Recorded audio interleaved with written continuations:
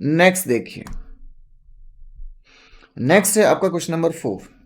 एक गोले का आयतन, एक गोले का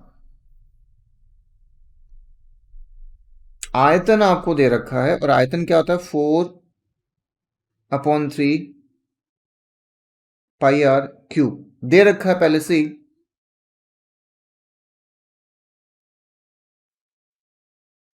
38,808 घन सेंटीमीटर आपको ये दे रखा है आपके बुक में। ठीक है, मैंने अभी आपको बुक खोल रखी है, आप भी अपनी बुक खोल लो। ठीक है, उसमें जो क्वेश्चंस दे रखे हैं वो मैं आपको यहाँ से बता रहा हूँ। तो आपका यही जो है क्वेश्चन नंबर 4 आपको दे रखा है, जिसमें आपको गोले का आयतन भी दे रखा है और आपसे पूछा है पृष्ठीय क्षेत्रफल। पृष्ठीय क्षेत्रफल आपको पूछा है। मैंने अभी बताया पृष्ठीय क्षेत्रफल चाहे वो वक्र हो चाहे संपूर्ण हो, एक ही होगा, 4 पाई आर स्क्वायर। अब 4 ऐसे की ऐसी, पाई ऐसे की ऐसी, आर हमारे पास में है ही नहीं, तो हम इसके आगे क्या रखें, कुछ नहीं रख सकते। तो सबसे पहले हमें इस पे काम करना पड़ेगा, और यहां से हमें इस आर को निकालना पड़ेगा। तो ठीक है, देखिए सबसे पहले इस पे काम करते हैं, इसको हटाते हैं। यहां लिखा मैंने 4/3 पाई आर क्यूब, जो कि मेरे पास में दे रखा था। यहां से मैंने इस आर को रख लिया, ठीक है, और 38,808 के भाग में मैंने इसको डाल दिया। ठीक है, अब काम होता है काटने का, तो काट लेते हैं। देखिए 3 से कोई नहीं कटेगा, 22 से अगर कुछ कट सकता है तो देख लेते हैं। अगर 38,808 कट जाता है तो हम इसे काट देंगे। तो सबसे पहले देखो हम 2 से काटते हैं, ये 4 से काटते हैं, 4 से कोशिश करते हैं। 4 9 से गया 36, फिर 2 8, 0 बच गया और 8। ठीक है, गलत है बिल्कुल। एक्चुअल में आपने यहां पे लिखा 36, 2 भी तो बच गया, आपके पास में गया यहां पे 28, 7 बार गया और ये 2 बार गया। ठीक है, ये आपके पास में होगा 9,702, पूरा पूरा कट गया। अच्छा, अगर अब इसकी बात करें 22 से, 11 से कोशिश करते हैं, 11 दूना 22, 11 8 88, 11 8 88, कितना बच गया, कितना बच गया 88। देखो यहाँ पे 97 था और यहाँ पे 88 हमने भाग दे दिया, तो कितना बच गया, 7 में से 8 जा नहीं सकता, यहां बच गया 17, तो 9 बच गए, यहां पे कुछ नहीं बचा। ठीक है, ये हमारे पास में हो गया 90। 11 8 88, वापिस से हमारे पास में 80 थे, सॉरी हमारे पास में 90 थे, 88 चले गए, 2 बच गया, 2 और बचा हुआ है 22, 11 दूना 22 आर क्यूब।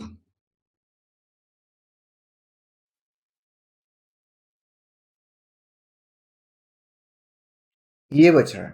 अच्छा, और काट लेते हैं, 2 चौक 8, 2 चौक 8, 2 एकम 2, कट गया, कट गया। हमें चाहिए क्यूब, चलो कोई बात नहीं, इस 441 को हम ब्रेक करते हैं, 441 को ब्रेक करते हैं, तोड़ते हैं। ये किसका होता है भाई, 21 का होता है,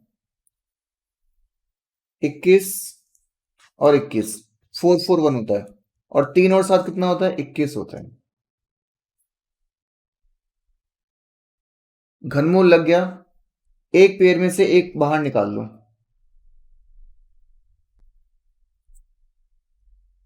ये आपके पास में क्या आ गई, आपकी त्रिज्या आ गई। ठीक है, अब काम खत्म, आपको सिर्फ इसमें आर में इस 21 को रखना है और आपका आंसर सॉल्व हो जाएगा। देखिए यहीं पे कर देते हैं, 4 पाई की वैल्यू और 21 का स्क्वायर, अब 21 का स्क्वायर वापस से 441 होता है और इसको 4 से गुणा कर देते हैं। 4 एकम 4, 4 चौक 16, 4 चौक 16 17। ये आपके पास में आपका आंसर हो गया। ठीक है, पाई की वैल्यू में क्या निकाला था आपने? पृष्ठीय क्षेत्रफल निकाला था। इसका मतलब स्क्वायर आपके पास में हो जाएगा। कोई दिक्कत है? ओके, नेक्स्ट हमारे पास में आ रहा है हमारा क्वेश्चन नंबर 5वां।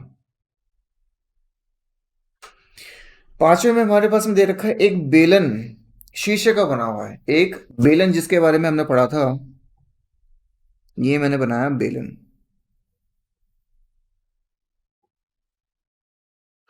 शीशे का बना हुआ मतलब ठोस है, जिसकी त्रिज्या हमारे पास में 4 सेंटीमीटर दे रखी है। मतलब ये जो है वो 4 सेंटीमीटर दे रखी है। अच्छा, ऊंचाई 10 सेंटीमीटर दे रखी है। ऊंचाई 10 सेंटीमीटर दे रखी है। इसे पिघलाकर, मैंने आपको बोला था कि अगर पिघलाने की बात हो तो इसका आयतन निकालेंगे। इसको पिघला दिया और 2 सेंटीमीटर वाले 2 सेंटीमीटर वाले आपको गोले बनाने हैं। 2 सेंटीमीटर वाले आपको गोले बनाने हैं। कितने बनेंगे? कितने बनेंगे? तो ठीक है, देखो भार हमारे पास में एक ही रहेगा। मतलब अभी अगर इसका आयतन निकाला जाए बेलन का, तो वो मैंने आपको बताया था पाई आर स्क्वायर एच। वो किसके बराबर होगा? इस गोले के आयतन के बराबर होगा। लेकिन कितने गोले हैं ये हमें नहीं पता। ये कौन बताएगा? एन बताएगा, नंबर। ठीक है, तो देखो सबसे पहले तो इसको इसी से उड़ा दो। इसको इसी से उड़ा दिया, आर स्क्वायर और एच बच गया। इस 4/3 को हम लेकर आएंगे इसके नीचे की तरफ। तो यहां रख लेते हैं आर स्क्वायर एच।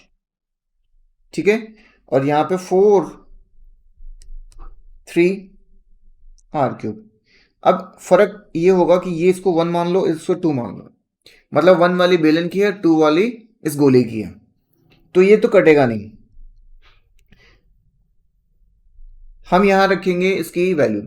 सबसे पहले देखो R1 मतलब बेलन की त्रिज्या 4, एक और 4। ठीक है, 2 बार हमने 4 लिख लिया। H 10 लिख ली, आगे 3 दे रखा है, फिर नीचे 4 लिखा, और R क्यूब मतलब 2।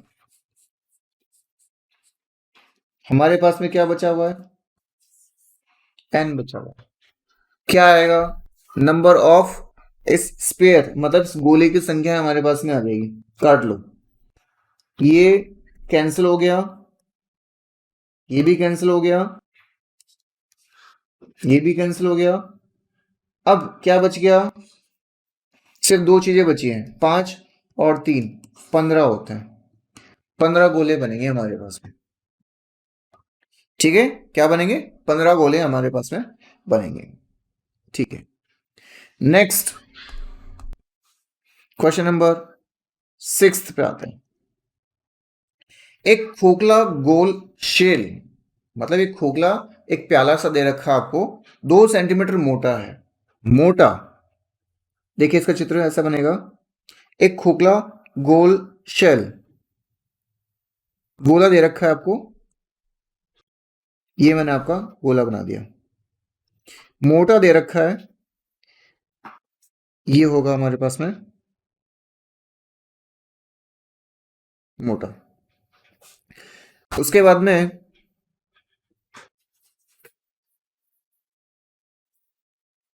ये इसकी जो मोटाई दे रखी है वो 2 सेंटीमीटर मोटाई दे रखी है। ठीक है, यदि इसकी बाह्य त्रिज्या, यदि इसकी बाह्य त्रिज्या हमारे पास में मतलब बड़ी वाली, वो दे रखी है हमारे पास में 8, तो इसमें लगी हुई धातु का आयतन बताइए। मतलब ये जो सॉलिड पार्ट हमारे पास में दे रखा है, इसका आयतन हमें पूछा गया है। तो देखो यहाँ पे दो हमारे पास में गोले हैं, एक तो बड़ा वाला गोला, एक छोटा वाला गोला। बड़े वाले गोले में से छोटे वाले गोले का आयतन माइनस कर दो, बस। देखिए, तो यहाँ लिखेंगे हम धातु का आयतन, धातु का आयतन, सॉरी, बड़े गोले का आयतन माइनस छोटे गोले का आयतन, ये आपको माइनस करना पड़ेगा। अच्छा, बड़े गोले का आयतन हमारे पास में,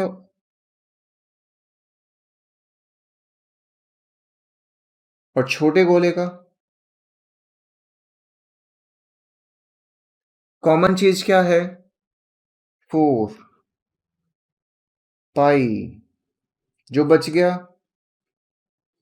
वो अंदर, ठीक है।